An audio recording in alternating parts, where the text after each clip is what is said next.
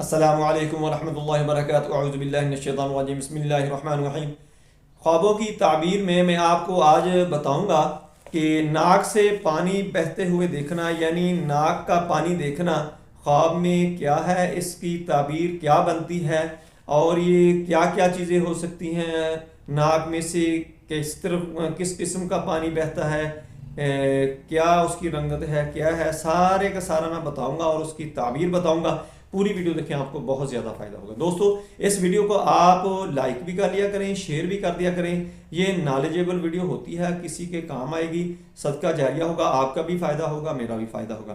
حضرت دانیال علیہ السلام نے فرمایا ہے کہ ناک سے پانی کا خواب میں نکلتے دیکھنا فرزند کی دلیل ہے، اور صرف آب بینی کا دیکھنا، یعنی صرف پانی کا دیکھنا بھی فرزند کی دلیل ہے، اور اگر ناک سے سرکہ نکلتے دیکھے تو بھی فرزند کی دلیل ہے۔ دیکھیں، تین